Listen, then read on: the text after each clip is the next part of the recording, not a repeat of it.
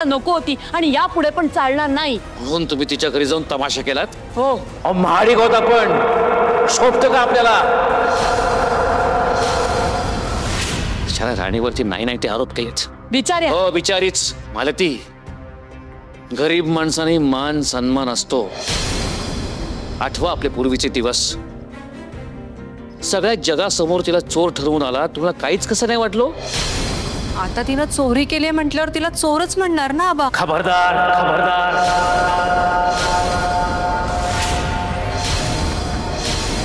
पुन्हा कोणी तिला चोर म्हटलं तर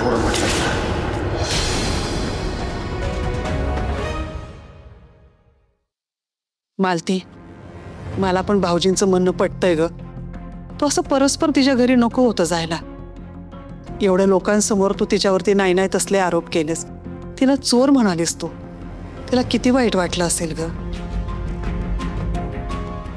आणि मम्मा, जर तिला घड्याळ चोरायचंच असतं तर तिने मागून का घेतलं असतं? तिने हे सगळं यासाठी केलं कारण आम्हाला तिकडे एन्जॉय करता यावं म्हणून। That's it. हीच तर स्ट्रॅटेजी असते चोरांची।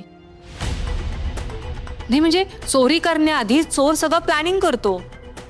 तेच तर त्या मुलीनं केलं। का कळत नाही तुम्हा सगळ्यांना? तिला ते घड्याळ चोरायचं होतं म्हणून ते तिने हातातनं काढायला सांगितलं।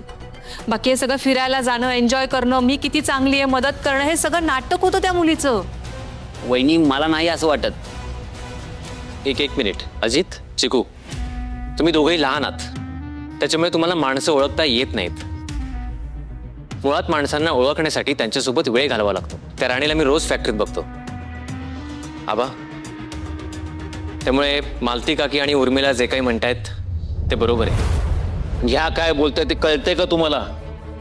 आबा, मी आजवर तुमचं म्हणणं टाळलेलं नाहीये, पण मला हे पटत नाही की तुम्ही त्या मुलीची बाजू घेताय। मी राणीची बाजू घेतोय कारण तिची बाजू खरी आहे।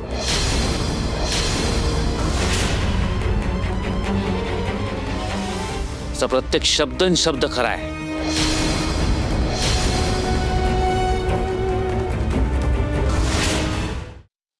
ही खरी आहे म्हणजे मी खोटी आहे का? मी असं म्हटलं नाहीये, पण तुम्ही सत्य जाणत नाही आहात। तुमचा गैरसमज झाला। माझा काही गैरसमज झालेला नाहीये,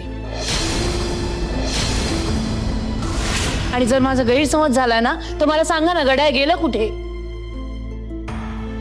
आहे काय उत्तर तुमच्याकडे? अहो, हेच तर सांगण्याचा प्रयत्न करते ना।